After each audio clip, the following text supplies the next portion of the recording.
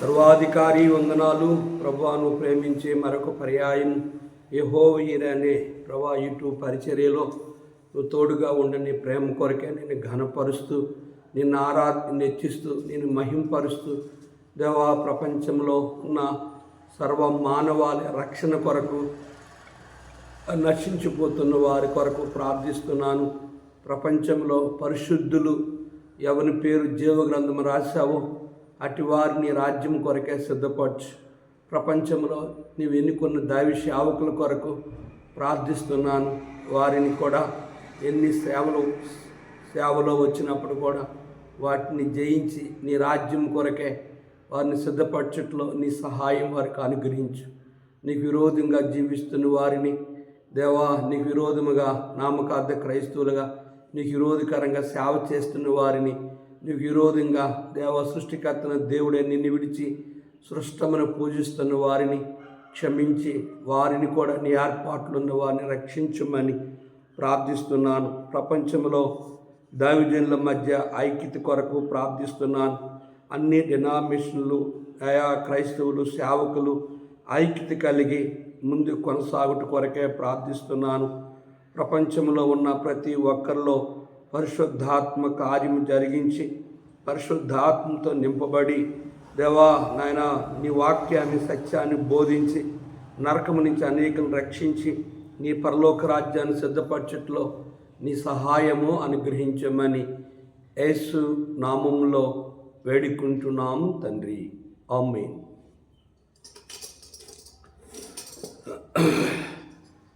కృపా కనికరములా మా దేవా కృతజ్ఞత నార్పింతున్.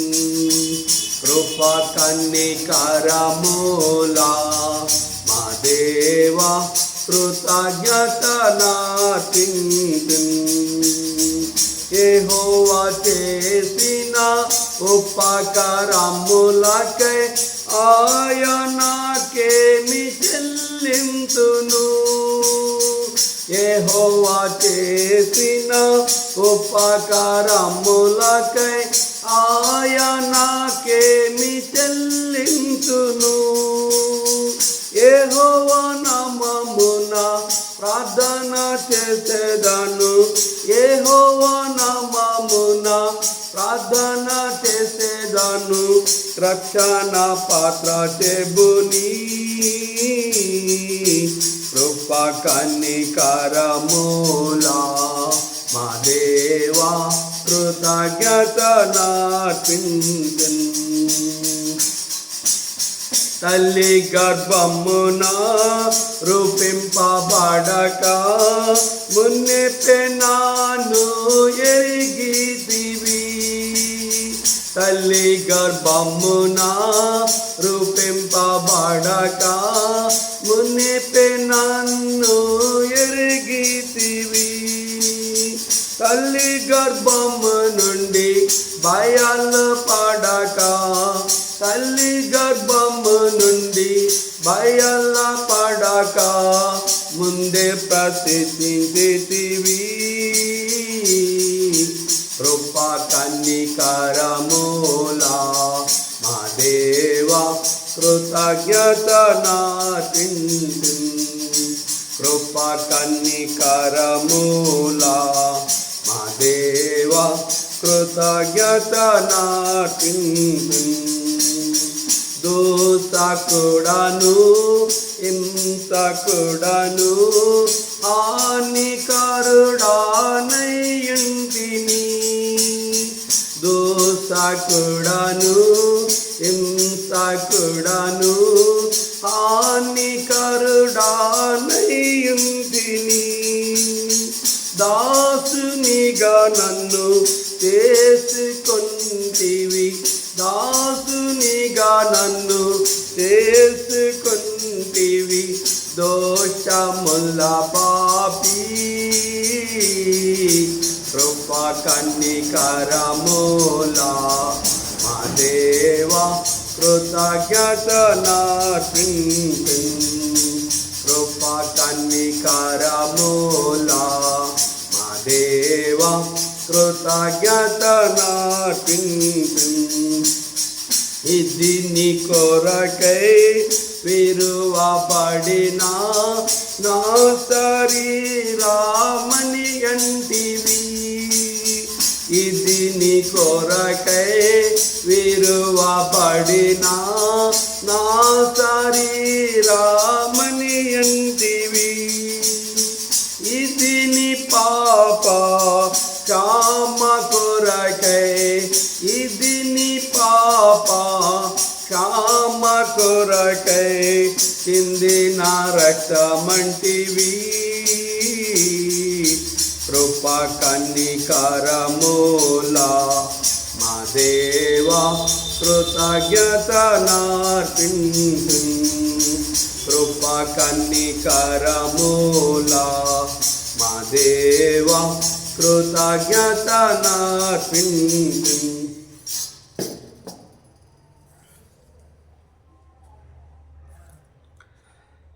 రెండవ కొరింథీ పత్రిక 13వ అధ్యాయము చదువుకుందాం.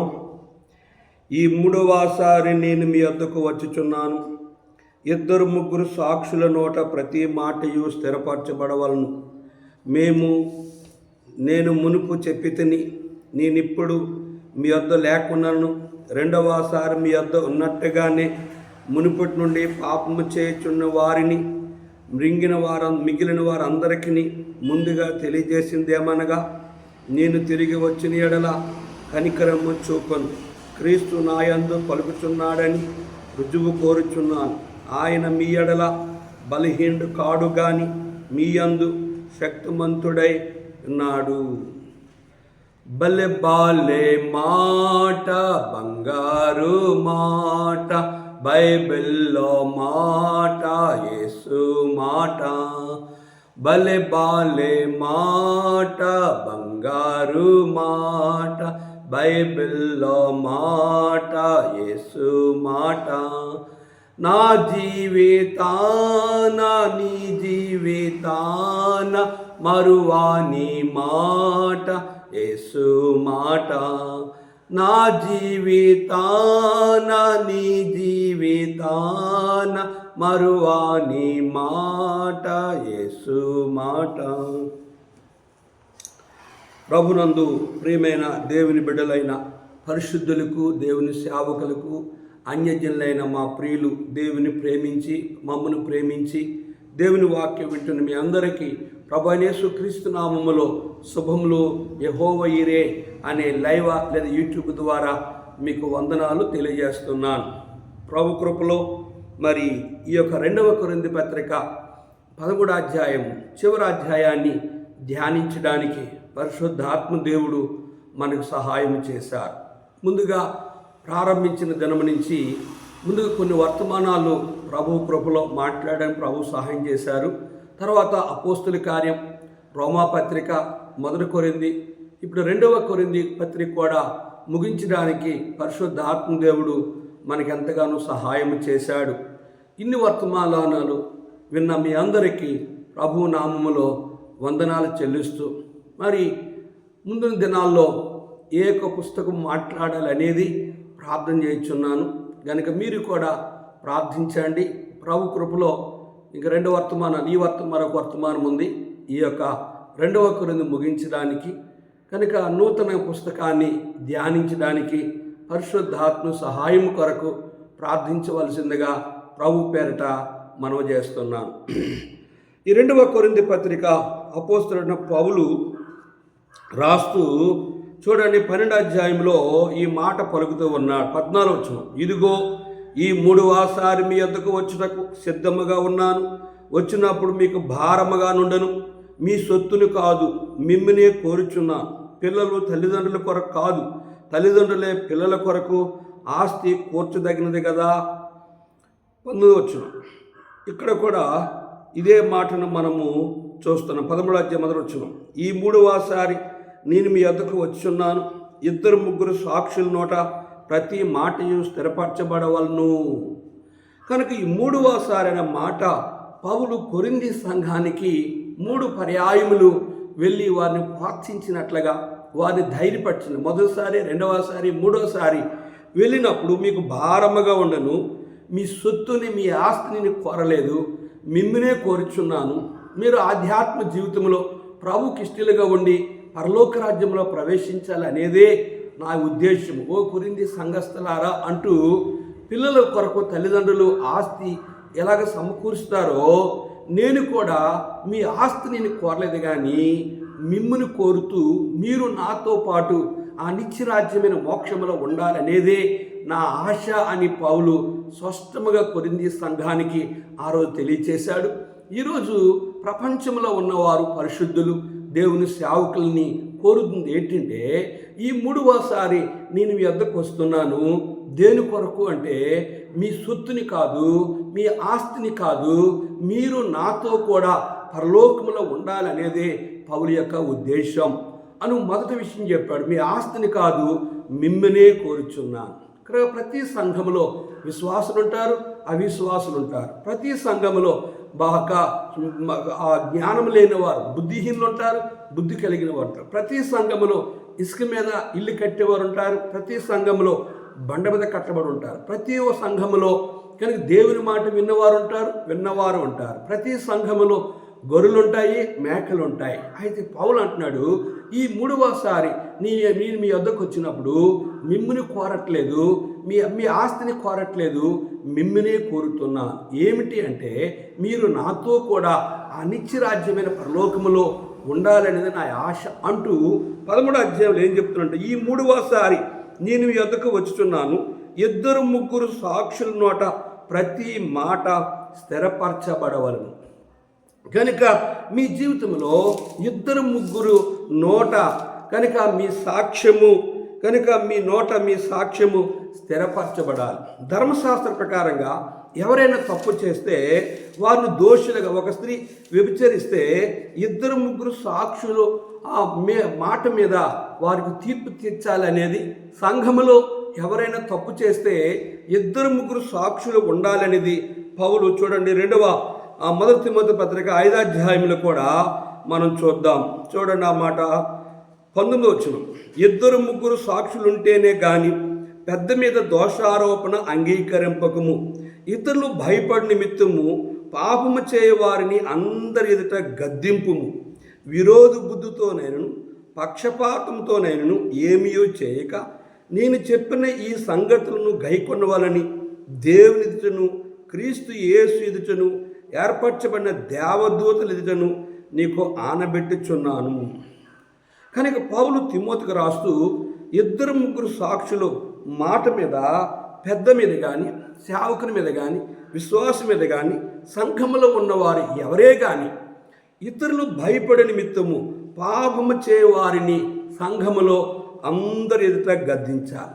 ఈరోజు చాలామంది సేవకులు ఎలా ఉన్నారంటే, పాపులర్ రండి, సందాలు ఇచ్చిపోండి, వారమల్లా కుక్కలాగా ఇంటింటి తిరగండి, వారమల్లా కక్కింది తినండి, వారమల్లా పందిలాగా ఆ బురదలో పొరలండి, ఆదివారం వచ్చి మీ కృతజ్ఞత సమర్పణ, ప్రతిష్టాపన, దశంభాగం, కానుకలు ఇచ్చి మీరు ఆదివారం వచ్చి వెళ్ళిపోతే చాలు, మీరు పరలోకానికి రాకపోయినా పర్లేదు, మీరు నరకానికి పోయినా పర్లేదు, నేను మీతో కూడా నరకానికి పోయినా పర్వాలేదు అనే సేవకులు ప్రపంచంలో కోకోలలాగా ఉన్నారు. కానీ అపోస్తలుడైన పౌలు తిమోతికి ఏం చెప్తుందంటే, 2-3 సాక్షులు మాట మీద, ఒక వ్యక్తి మీద, విశ్వాసం మీద, సేవకుని మీద, సంఘములో ఉన్న అవిశ్వాసం ఎవరే కానీ ఇతరులు మిగిలిన వారు భయపడి నిమిత్తము అందరి ఎదుట వారిని గద్దించుము. ఎట్లా అంటే విరోధ బుద్ధితో కానీ, పక్షపాతంతో కానీ, ఏదో ఆ వ్యక్తి నీకు శత్రువు అని ఆ వ్యక్తిని విరోధ బుద్ధితో నువ్వు గద్దించక, ఎట్లా గద్దించాలంటే విరోధ బుద్ధితోనైనను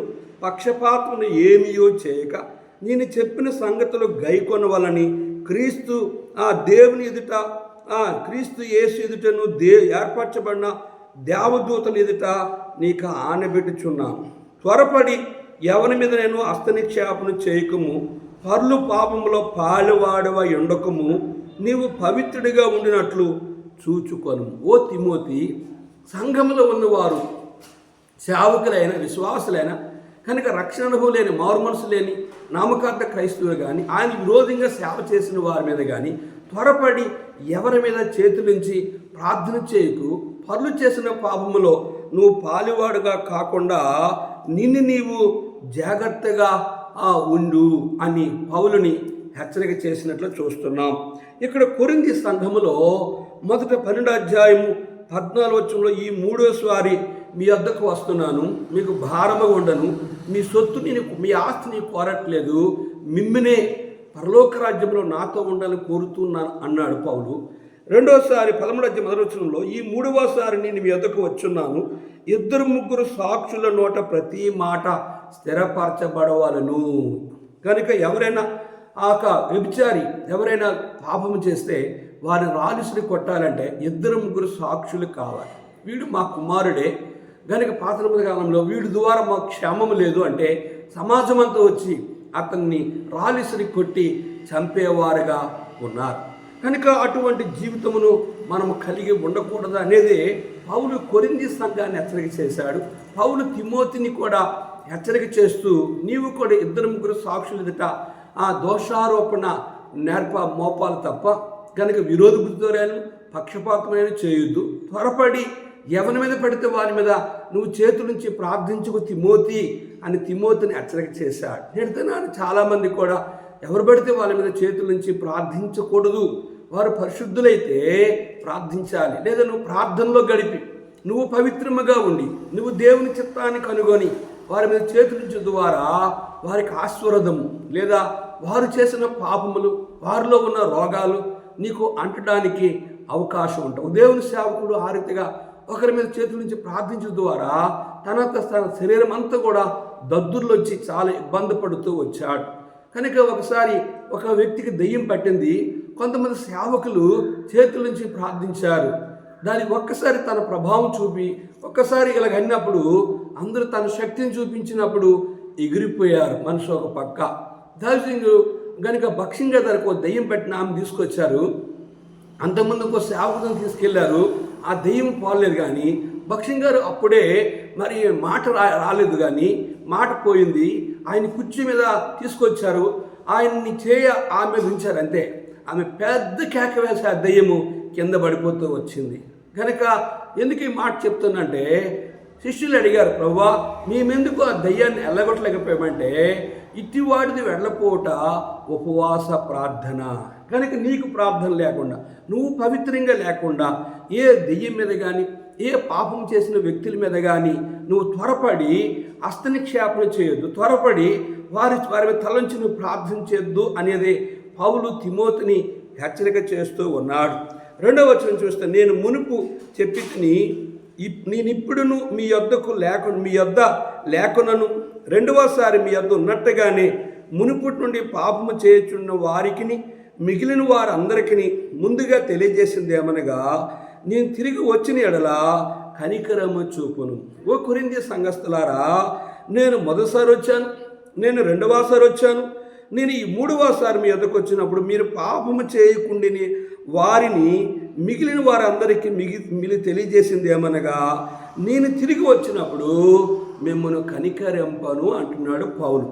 ఒక సేవకుడే కొరింథీ సంఘస్థులారా, మొదటి వచ్చినప్పుడు మిమ్మల్ని క్షమించాను, రెండోసారి వచ్చినప్పుడు మిమ్మల్ని క్షమించాను, పాపం చేసి 3వసారి వచ్చినప్పుడు కూడా మీరు ఇంకా పాపములో ఉంటే నేను మిమ్మల్ని కనికరింపను. ఒక సేవకుడే సంఘములో ఉన్న నిన్ను క్షమించకపోతే, సంఘములో నీ మీద కనికరం చూపకపోతే, సంఘములో ఉన్న ఉపదేశించాడు, బోధించాడు, ఖండించాడు, గద్దించాడు, బుద్ధి చెప్పాడు. బైబిల్ సెలవిస్తున్న సామెతలు 29 మొదటి వచనంలో ఎన్నిసార్లు గద్దించినను లోబడలేనివాడు మరి తిరిగి లేకుండా అటస్థగా నాశనమవును. అందుకే పౌలు ఏం చెప్తున్నంటే నేను ఈ 3వసారి తిరిగి వచ్చిన యెడల కనికరము చూపను. ప్రభువే సేవకుడే నిన్ను కనికరం చూపకపోతే నీ దుష్టత్వాన్ని బట్టి, నీ పాపను బట్టి, నీ అవిధేయతను బట్టి, నీ చుట్టలో, నీ బీడీలో, నీ కైనాలో, లేదా నీ యొక్క త్రాగుడో, లేదా నీ అక్ర సంబంధము, లేదా వ్యభిచారము, ఏ పాపములో ఉన్న నీ జీవితంలో నీ దేవుని కనికరము సేవకు నిన్ను కనికరించకపోతే నీ ఆత్మ అగ్ని ఆరదు, పొరుగు చావదు.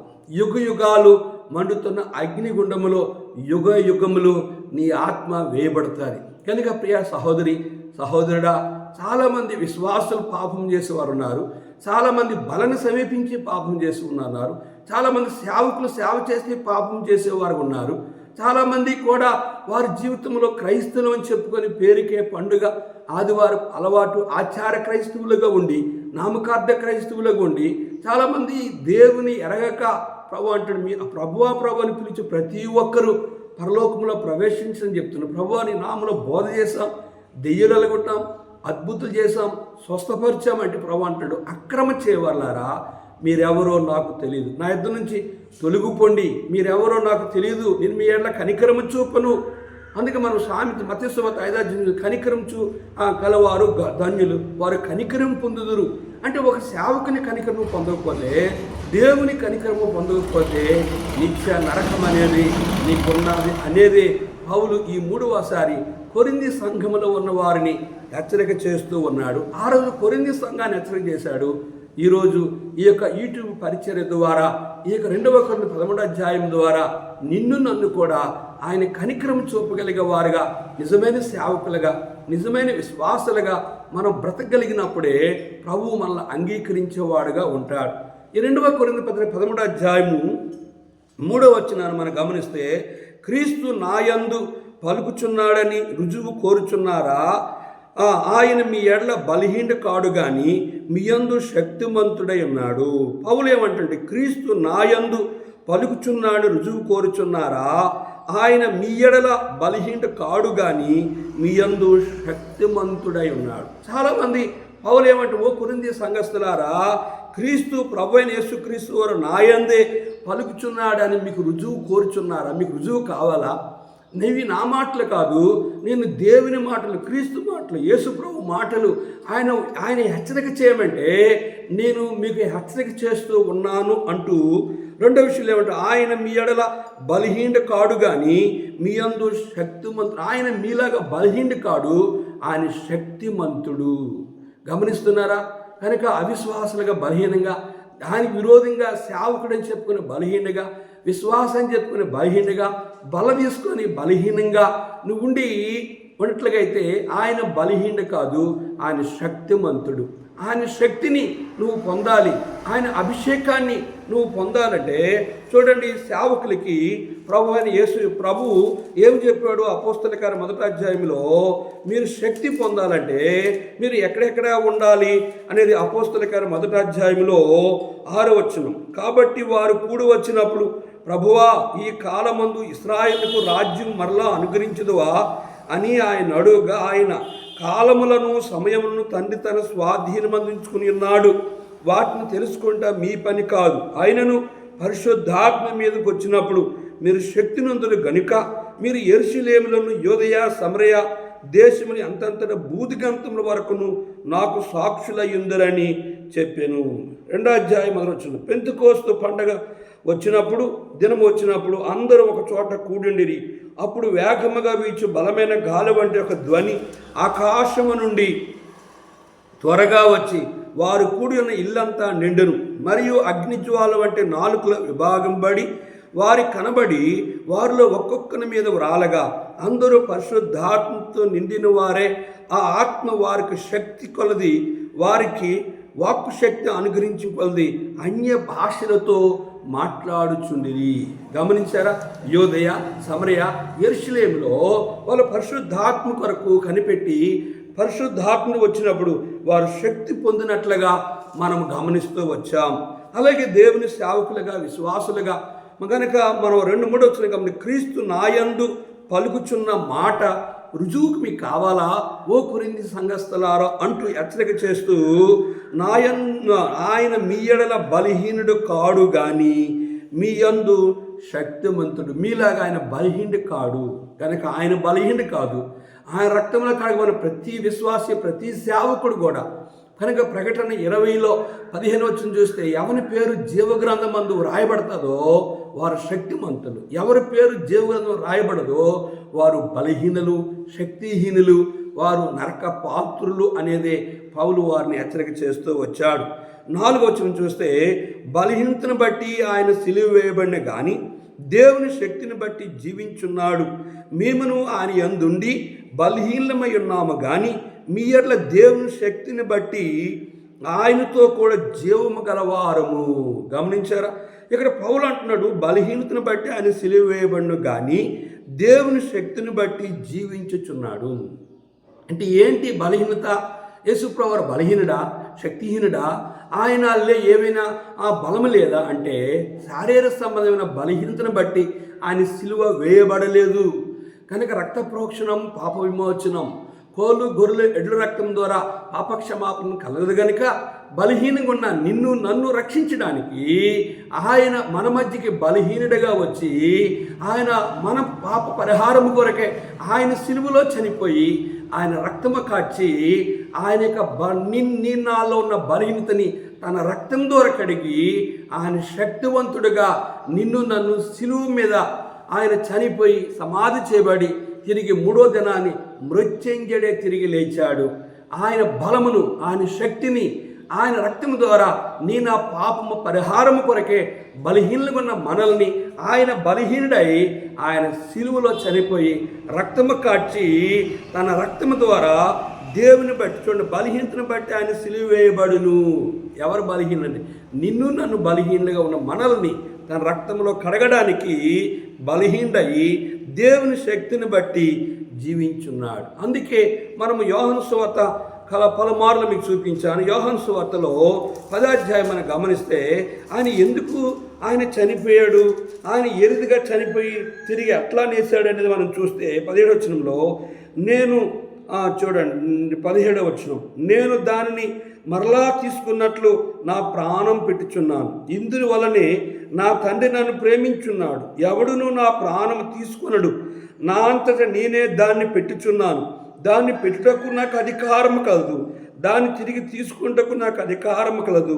నా తండ్రి వలన ఈ ఆజ్ఞ పొంది తిని. బలహీనుడైన యేసుప్రభువారు బలహీనంగా ఉన్న నిన్ను నన్ను రక్షించడానికి పరలోక మహిమని విడిచిపెట్టి, నీవు నేను భూ సంబంధమైన వారిని, నీవు నేను అయ్య ద్వారా పుట్టిన వారిని, అయితే ఆయన పరలోకం నుంచి వచ్చిన దైవ కుమారుడు గనుక, దేవుని కుమారుడు గనుక ఆయన నిన్ను నన్ను రక్షించడానికి కనుక తల్లి గర్భంలో మరియ గర్భంలో పరిశుద్ధుడిగా జన్మించి పరిశుద్ధుడిగా భూమి మీద జీవించి నా పాప పరిహారించడానికి బలహీనుడిగా వచ్చి నిన్ను నన్ను శక్తివంతులు చేయడానికి ఆయన చనిపోయి తిరిగి లేచి ఆయన ప్రాణం పెట్టడానికి కాదు అధికారం ఉంది, ఆయన ప్రాణం తీసుకుంటానికి అధికారం ఉంది అనేది దీని యొక్క అర్థం.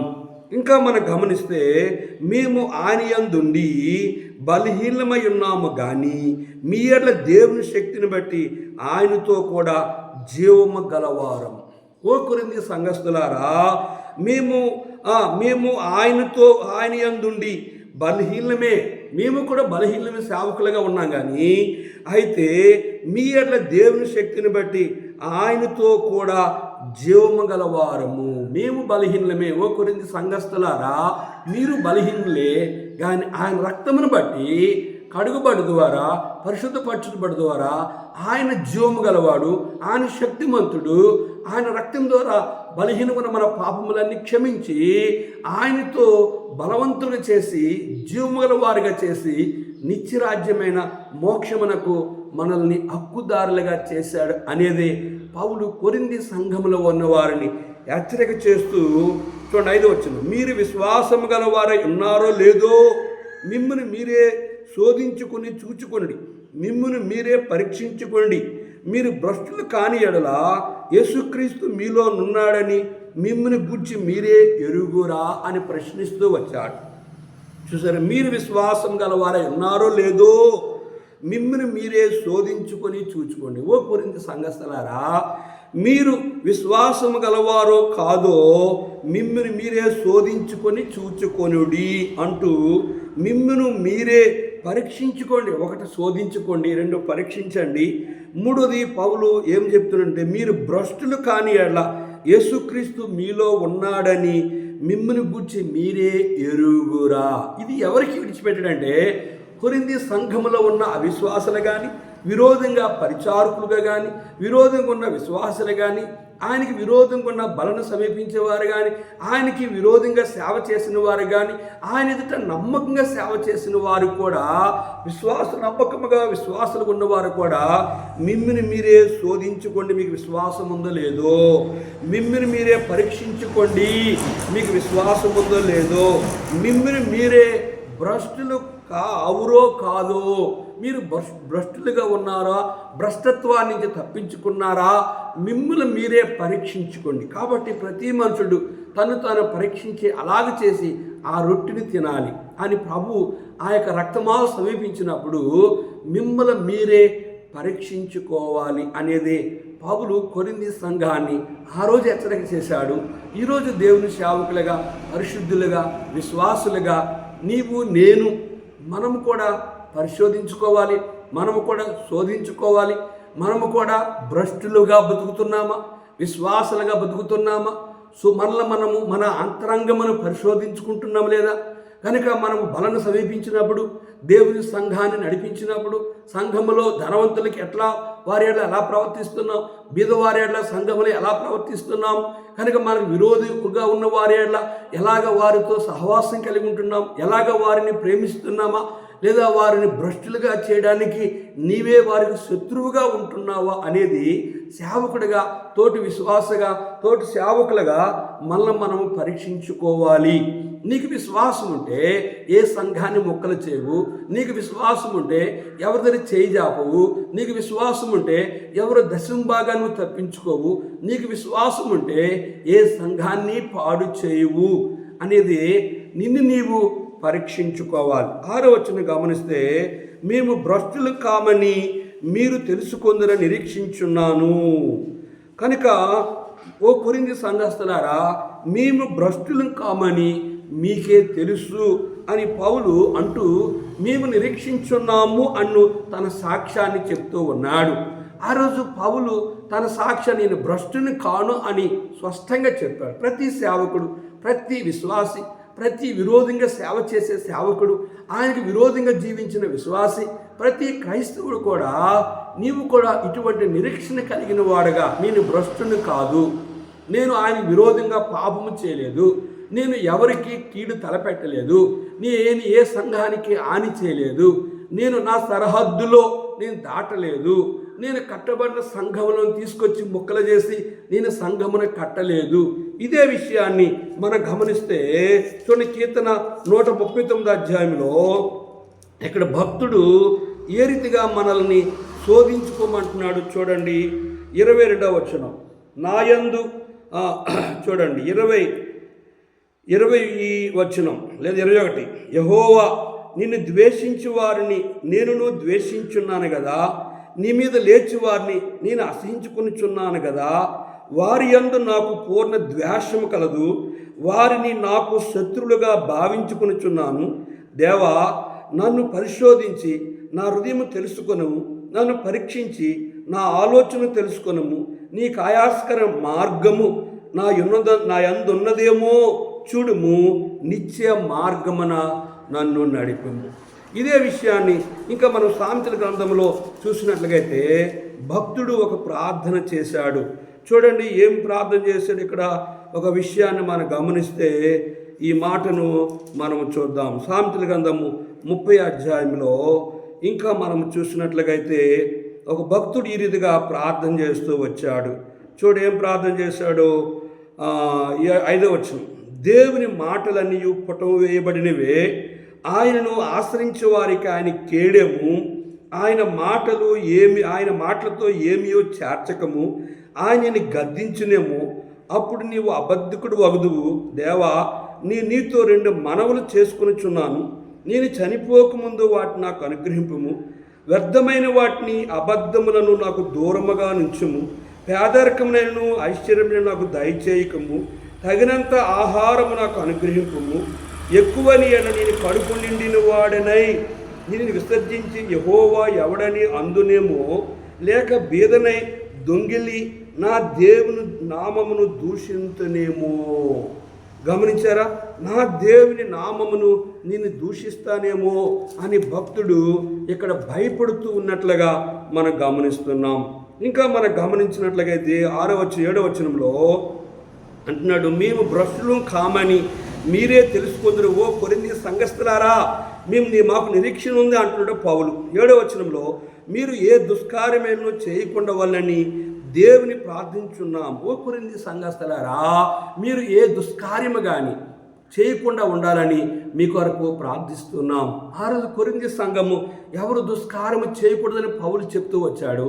ఈరోజు ప్రపంచంలో ఉన్న ఆయనకు విరోధంగా సేవ చేస్తున్న వారిని, ఆయన విరోధంగా జీవించిన విశ్వాసులని, ఆయన విరోధంగా ఉన్న క్రైస్తవుల్ని ఆయన హెచ్చరిక చేస్తూ ఉన్నాడు. నీ జీవితంలో కూడా ఆయనకి విరోధకరంగా ఏ దుష్కార్యము నువ్వు చేయకుండా ఉండాలి, నువ్వు రక్షించబడాలి అనేది ఆయన ప్రేమ.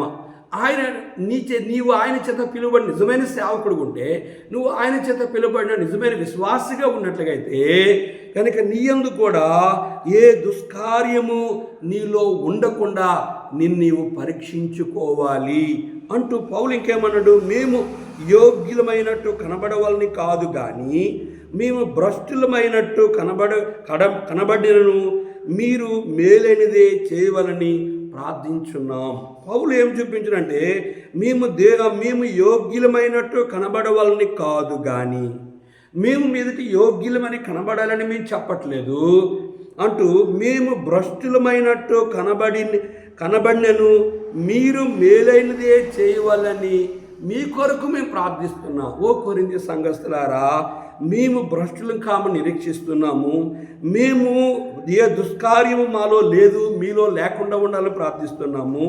మేము యోగ్యులుగా కనబడినట్లుగా మీరు యోగ్యులుగా కనబడవాలనే మీరు మేలైనదే చేయవాలని ప్రార్థిస్తున్నాను అంటున్నాడు పౌలు కొరింథీ సంఘాన్ని. కనుక మేలైనది చేయనిరిగి అలాగూ చేయని వానికి పాపము కలుగునని యాకోబు గ్రంథములో మనం చూస్తున్నాం. ప్రియ దేవుని సేవకులారా, పరిశుద్ధులారా, మన జీవితంలో ఏ దుష్కార్యం నీలో ఉందో, రెండవది ఏ యోగ్యత నీలో లేదు, మూడవది ఏ భ్రష్టత్వము నీలో ఉందో నిన్ను నీవు పరీక్షించుకొని మీరు భ్రష్టులు కాకుండా, ఏ దుష్కార్యము కాకుండా, ఏ యొక్క అయోగ్యత నీలో లేకుండా నిన్ను నీవే పరీక్షించుకోవాలి. నీ హృదయం మీద చేసుకొని ఏ విశ్వాసం కానీ, ఏ సేవకుని కానీ, ఏ అన్యులు కానీ, ఏ బంధువులకు కానీ, ఏ ఇరుగుపొరు వారు కానీ, ఏ శత్రువుకే కానీ నిజమైన సేవకుడిగా, నిజమైన విశ్వాసగా నువ్వు ఏ దుష్కార్యమును నువ్వు చేయకూడదు. ఏ అయోగ్యమైన జీవితము, అయోగ్యంగా బలను సమీపించినట్లయితే, ఒకటి రోగులు, రెండు బలహీనులు, మూడు ఆత్మీయంగా శారీరకంగా కూడా దేవుని కోపము వారి మీదకి వస్తుంది అనేదే పౌలు ఆ రోజు కొరింథీ సంఘాన్ని హెచ్చరిక. ఈరోజు నిన్ను నన్ను మన హృదయమును పరిశీలించుకొని ఎవరి ఎడలైనా నువ్వు కీడు హాని చేస్తే, ఏ సంఘాన్ని ముక్కలు చేస్తే, ఏ సంఘములో కలహం పెడితే కనుక బీదవాడికో తీర్పు, ధనవంతుడికో తీర్పు. ఆ ఇద్దరు వేశ్యలు సొలొమోను దగ్గరికి వచ్చినప్పుడు ఇద్దరికి కూడా సచ్చిన బిడ్డను కనుక బ్రతికిన బిడ్డ రెండు ముక్కలు చేసి ఆమెకో ముక్క ఈమెకో ముక్క ఇవ్వమని చెప్పాడు. కనుక సచ్చిన ఆ బిడ్డని చంపుకొని ఆమంటుంది, నా ముక్క నాకు ఇవ్వమని చెప్తుంది. ఒక తల్లి అంటారు, అయ్యా ఆ బిడ్డని ఎంత మాత్రం చంపొద్దు, ఆమెకి ఇవ్వమని చెప్పాడు. రాజు గ్రహించాడు, ఏ తల్లి అయితే ఆ బిడ్డని చంపొద్దు అన్నదో ఆ బ్రతుకుని బిడ్డ ఆమె బిడ్డే. ఏ తల్లి అయితే ఆ బిడ్డని చంపి తన ముక్క తనకి ఇవ్వమందో తన బిడ్డని చంపింది కాక ఈమె బిడ్డని కూడా చంపాలని ఆలోచన చేస్తుందని తీర్పు తీర్చారు. గనుక సొలొమోను తీర్పుకి ఇశ్రాయేలు అందరూ భయపడ్డారు. నేను కూడా కొంతమంది సేవకుల మధ్య కూర్చున్నప్పుడు కొంతమంది వ్యక్తులు ఆడుకొచ్చి నా మీద అనేకమైన నేరములు మోపుతూ వచ్చారు. వారు అనుకున్న మాటను నెరవేర్చమని నాకు అడిగారు. నేను దానికి ఒప్పుకోలేదు. కానీ కడవరికి వారు లేచిపోయి, ఇతడు ఎవరు మాట్లాడ లేగండి అని చెప్పి అందరూ లేచి వెళ్ళిపోయారు. కనుక నాకు అక్కడ ఏం కనిపించిందంటే, వాళ్ళ వైపు ఉన్న సేవకులకి, వాళ్ళ వైపు ఉన్న విశ్వాసులకి వాళ్ళ పక్షంగా తీర్పు తీర్చారు. అందుకే నేను ఒప్పుకోలేదు. ప్రియ దేవుని సేవకులారా, పరిశుద్ధులారా, మన కులమని, మన సంఘమని, మన బంధువులని, మన విశ్వాసులని, మన తోటి సేవకులని అన్యాయపు తీర్పు తీర్చకూడదు. నీవు దేవుని సేవకుడిగా, ఒక విశ్వాసగా సొలొమోను వంటి తీర్పు నీలో ఉంటే పరిశుద్ధాత్మ దేవుడు నీలో ఉంటాడు.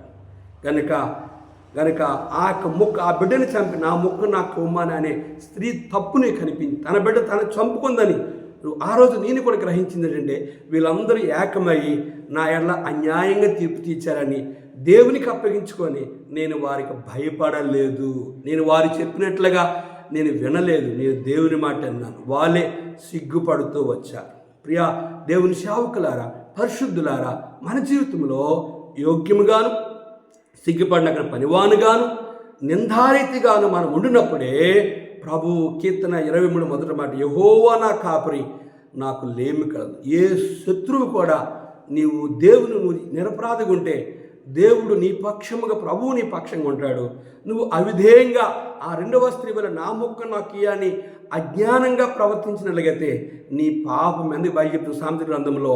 కనుక కొంతమంది పాపము ఏం చేస్తుంటే వాళ్ళకి అవమానం తీసుకొస్తుందని, నీతి ఘనత ఎక్కుతుందని సామెతలో రాయబడుతూ వచ్చింది. కానీ నువ్వు నీతిగా బ్రతికితే నిన్ను బట్టి దేవుని నామకు అవమానిస్తుంది. నువ్వు అవమానంగా బ్రతికితే నిన్ను బట్టి రాయబడిన ప్రకారంగా నా నామము అన్యజనుల మధ్య దూషింపబడుతుంది. కనుక నీవు దూషణకరంగా బ్రతుకుతున్నావా, దేవునికి మహిమకరంగా బ్రతుకుతున్నావా, నిన్ను నీవే పరీక్షించుకో. ప్రార్థించుకుందాం. మన అవిధేయతలన్నీ ప్రభు దగ్గర ఒప్పుకొని విడిచిపెట్టి, ప్రభా ఈ దినం నుంచి అయినా నేను కొరకు యోగ్యంగా సొలొమోను తీర్పు నా బ్రతుకులో, సొలొమోను యొక్క నీ మాట వినడుగా నీ మాట విని ఉన్న వాక్యాన్ని ఉన్నది ఉన్నట్టుగా బోధించే ధన్యత నా బ్రతుకు దయచేయనని నీ అవిధేయతలు సేవకుడిగా, విశ్వాసగా, క్రైస్తవుడిగా, విరోధిగా ఉన్న విశ్వాసగా, విరోధిగా ఉన్న సేవకుడిగా నీ అవిధేయతలు ఒప్పుకోవలసిందిగా ప్రభు పేరట మనవి చేస్తున్నాను. జీవగల తండ్రి, కొన్ని మాటలు మా ప్రియులు అన్నారు. దేవా, నీ ఏర్పాట్లు ఉన్నవారు వారి అవిధేయతలను భ్రష్టులు కాకుండా, దేవా వారి జీవితంలో అయా నీకు విరోధముగా వారి మనస్సాక్షిని చంపుకొని నరకానికి పోకుండా వారి అవిధేయతలన్నీ ఈ 3వసారి నేను మీ వద్దకు వచ్చినప్పుడు మిమ్మల్ని కనికరం చూపును. ప్రభువా, ఒక పౌలే కనికరించలేనప్పుడు నువ్వు కనికరించేవాని, ఇదిగో నువ్వు త్వరగా వస్తున్నావని, దేవా నువ్వు వచ్చినప్పుడు నీకు విరోధంగా జీవించిన వారిని కనికరింపవని తెలియచేసినందుకు కృతజ్ఞత చెల్లిస్తూ యేసు నామములో అడిగి వేడుకుంటున్నాం తండ్రి, ఆమేన్. మన పరమ తండ్రి దేవుని ప్రేమయు, కుమారుడైన యేసుక్రీస్తు వారి కృపయు, పరిశుద్ధాత్మిక అన్యోన్య సహవాసం తాను ప్రేమించే వారికి కూడిన మన ఎల్లరికను తోడుండి ఆశీర్వదించునుగాక, ఆమేన్. కృప కనికరముల మా దేవ కృతజ్ఞత నార్పింతిన్, కృప కనికరముల మా దేవ కృతజ్ఞత నార్పింతిన్. అందరికీ ప్రైజ్ లార్డ్. మా కొరకు ప్రార్థించండి, మీ కొరకు ప్రార్థిస్తున్నాం.